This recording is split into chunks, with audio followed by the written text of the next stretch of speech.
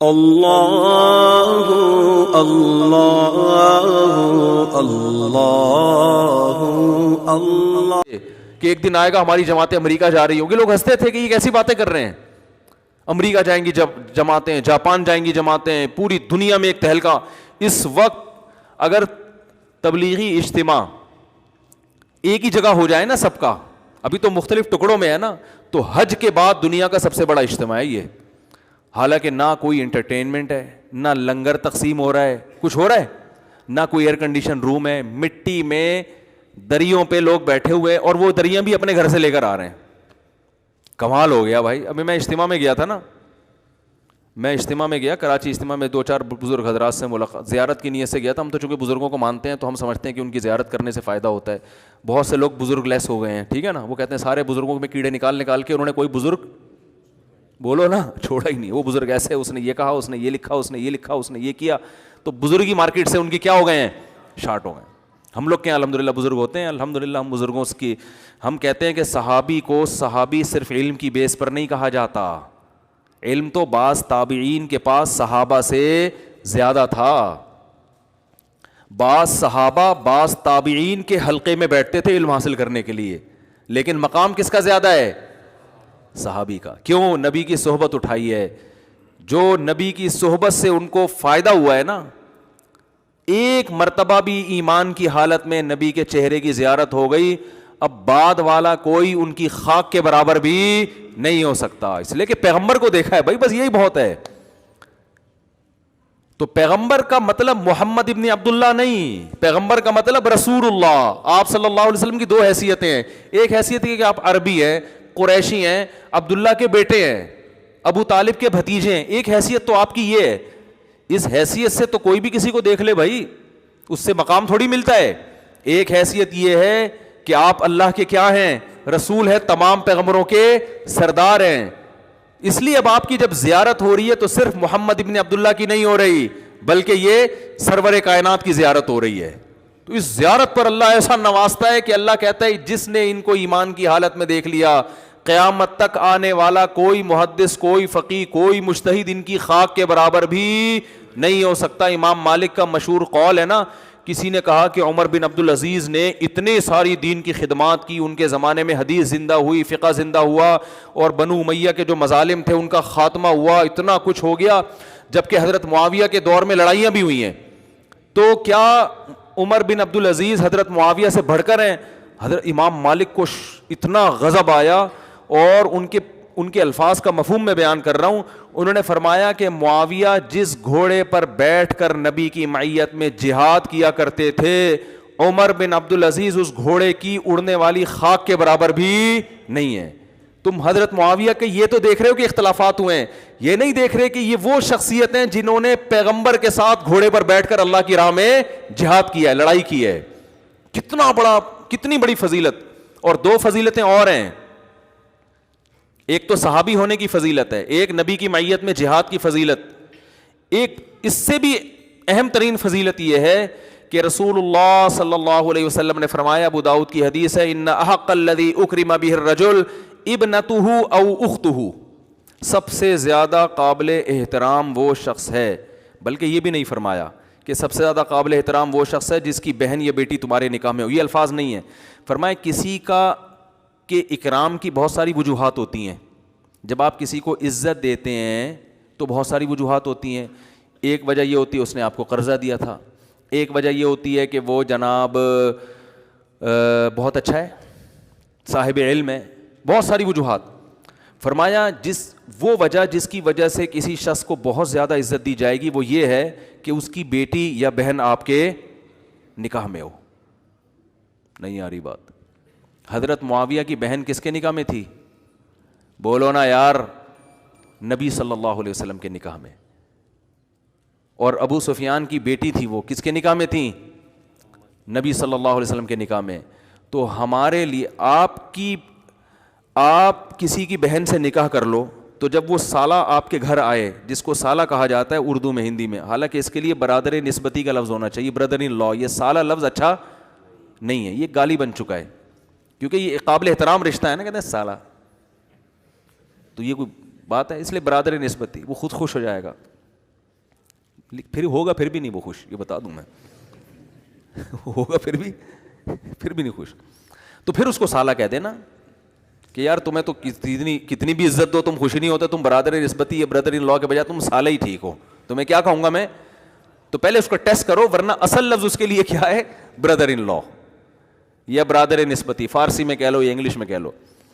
تو نبی صلی اللہ علیہ وسلم نے فرمایا سب سے زیادہ لائق احترام وہ ہے جس کی بیٹی یا بہن تمہارے نکاح میں, یعنی تم اس کو بہت عزت دو اس بیس پر کہ اس کی بہن تمہارے نکاح میں ہے.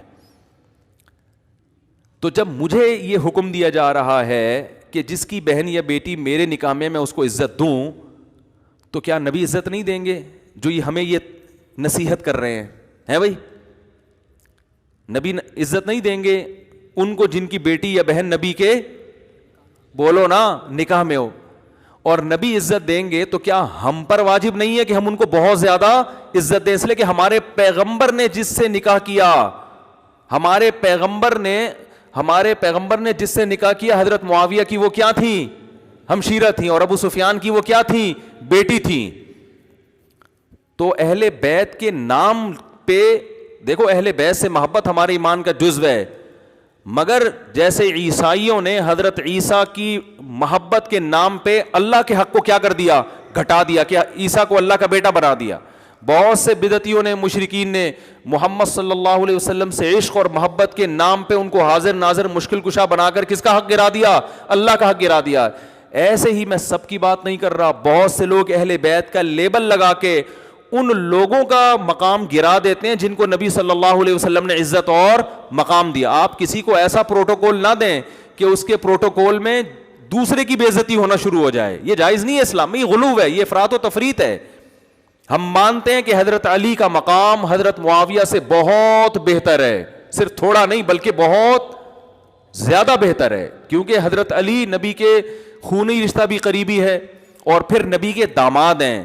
بیٹی دینا یہ زیادہ مشکل کام ہوتا ہے بنسبت کسی کی بیٹی کے لینے کے, تو دینے میں زیادہ جگر چاہیے, دینے کے لیے بہت دفعہ سوچا جاتا ہے.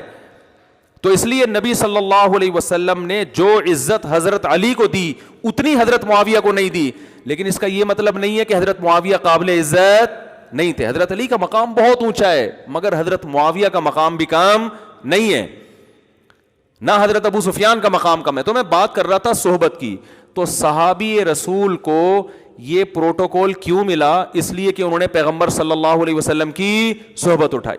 تو مجھے اگر کہیں موقع ملے کسی بزرگ کی زیارت کا, میں کوئی بہت نیک آدمی نہیں ہوں, نہ کوئی بہت بڑا فنٹر ہوں, نہ میں دعویٰ کرتا ہوں میں بہت بزرگوں کی عقیدت ہے, ٹوٹے پھوٹے جو بھی اللہ کبھی توفیق دے دے تو میں کوشش کرتا ہوں کہ زیارت, بولو نا, کر لی جائے, کہ شاید قیامت کے دن کام آ جائے. تھوڑی بہت کوشش کر لیتا ہوں کہ شاید تھوڑی سی اس عقیدت کو اللہ تعالیٰ قیامت کے دن بڑا بنا دے. تو میں گیا وہاں, کچھ تبلیغ کے اکابر تھے, ملاقات کا موقع مل گیا. تو میں جب ان کے پاس گیا تو بات جو کر رہا تھا وہ تو کھوپڑی سے نکلی گئی ہے. یہ واقعہ میں سنا کیوں رہا تھا, تو سارا صحبت پہ آ گیا. یہ واقعہ کیوں سنا رہا تھا میں؟ ہاں, وہ جو اب شکر ہے آ گیا دماغ میں. جب بھی دماغ کو کھوپڑی کا ہونا تو وہ ایک دم ایکٹیو ہو جاتا ہے. یہ میں نے تجربہ کر کے دیکھا. دماغ بولو گے, کھوپڑی بولو گے نا, ایک دم دماغ کی کھوپڑی گھوم جاتی ہے پھر. ٹھیک ہے نا, بھولی ہوئی باتیں یاد آتی ہیں. یہ کھوپڑی کا لفظ میں اٹریکشن بہت ہے. تو میں جب ادھر گیا نا تو وہاں ایک دو بزرگوں سے زیارت ہوئی. تو وہاں ہم جب بیٹھے نا کھانا کھانے کے لیے, میں اخلاص بتا رہا ہوں کہ حضرت مولانا الیاس رحمۃ اللہ علیہ کا جو سینے کا درد تھا نا وہ کیسے منتقل ہوا ہے. حالانکہ نہ کوئی اسباب تھے نہ کوئی وسائل تھے, بل لوگوں کے جا کے منتیں کرتے تھے, کچھ وقت لگاؤ, اپنی جان اپنا مال اپنا وقت خرچ کرو. اس کی برکتیں دیکھیں کیسے ارب پتی کروڑ پتی لوگ جماعت میں نکلے, سارے کام آٹومیٹک ہو رہے ہیں. ڈاکٹر بھی بیٹھے ہوئے ہیں, کوئی فیس نہیں, ٹھیک ہے نا, ہوٹل کھلے ہوئے ہیں, کوئی پروفٹ نہیں ہے, سب فی سبیل اللہ, ہر آدمی فی سبیل اللہ. تو میں جب وہاں گیا تو ایک وہاں کوئی پرانے تھے, انہوں نے مجھے کھانا دیگ پہ بیٹھے ہوئے تھے, وہ دیگیں کھلا رہے تھے نا, ہم بھی بننے بن کے بیٹھ گئے وہاں پہ, ہمیں بھی خیر کھلایا انہوں نے. پھر ہی پھوڑ کا کون چھوڑتا ہے بھائی. تو میں نے کہا یار یہ دیگ پہ کون بیٹھا ہوا ہے؟ تو انہوں نے بتایا یہ کتنی فیکٹریوں کے مالک ہیں, یہ کتنے کروڑ پتی آدمی ہیں, اور دیکھو کیسے اپنے آپ کو کیا کر دیا, مجھے تو کوئی دیکھ پہ بٹھائے میں تو کم از کم نہیں بیٹھوں گا, میں کھا لوں گا. یہ دیکھ پہ مجھے کوئی تصویر کھینچ کے ڈال دے گا, مفتی صاحب کا بزنس ہے, کس کا, دیگوں کا, عجیب سا لگ رہا ہوتا ہے نا آدمی. میں بکری کے ساتھ تصویر کھنچوانے کے لیے تیار ہوں, بریانی یا قورمے کی دیگ کے ساتھ مجھے تصویر کھنچواتے ہوئے بڑی شرم آتی ہے, کیونکہ ایسا لگے گا ان کا کیا ہے, یہ دیگوں کا کام کر رہے ہیں. ہمیں تو بڑی شرم آتی ہے, ہم تو نہیں بیٹھ سکتے, لیکن ان کا جگر ہے کہ نہیں ہے. دیکھو ایک کوئی دیگے کو کسی کا بزنس ہے وہ تو بیٹھ جائے گا نا, لیکن اگر کسی کا بزنس بہت اونچے لیول کا ہو, اس کو دیگ پہ بیٹھتے ہوئے شرم آئے گی. وہ تو کہے گا میں دیگ کا آرڈر تو کر دوں گا, لیکن میں دیگوں میں کھانا بانٹوں گا نہیں, اتنی نہیں ہو رہی. ہاں بس آرڈر, جیسے ہم بھی کبھی کبھار کسی کو کھلانا ہوتا ہے, دیگ کا آرڈر کر دیا, بھائی ادھر ہی بانٹ بوٹ کے آ جاؤ. دیگ پہ بیٹھتے ہوئے انسان کو شرم آتی ہے. میں نے دیکھا یار دیگ پہ بیٹھ کے کیا کر رہے ہیں, اور ایک نہیں ہے, لاکھ ہزاروں لوگ تبلیغ میں جڑے ہوئے ہیں, ان کی کروڑوں روپے کی آمدن ہے, درجنوں فیکٹریاں, ایسا اپنے آپ کو مٹی میں ملایا ہوا ہے, خاک میں ملایا ہوا ہے, غریب سے غریب آدمی کے پاؤں پکڑ پکڑ کے اس کو اللہ کی راہ میں نکال رہے ہیں, جس سے کوئی لینا دینا نہیں ہے.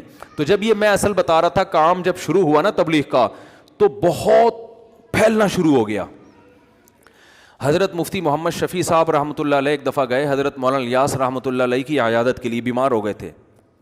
تو حضرت مولانا الیاس رحمۃ اللہ علیہ نے فرمایا, جو میں اصل استدراج سمجھانا چاہ رہا تھا کہ بے دین میں اور دینداروں میں کیا فرق ہوتا ہے, کہ بے دین آدمی کو گناہ کر رہا ہے, عیاشی کر رہا ہے, اور اس کو نعمتیں مل رہی ہیں تو سمجھتا ہے کہ کیا یہ سب صحیح ہو رہا ہے بھائی. اور جو اہل اللہ ہوتے ہیں وہ تقوی اختیار کرتے ہیں, اور ان کو عیاشی نہیں بلکہ ان کے دین کے کام میں برکت ہو رہی ہے, تو وہ سمجھ رہے ہوتے ہیں شاید اللہ کی طرف سے ڈھیل نہ ہو کہیں, ایسا نہ ہو اللہ ناراض ہو اور اللہ نے کہا چلو ابھی کام کو پھیلنے دیتا ہوں.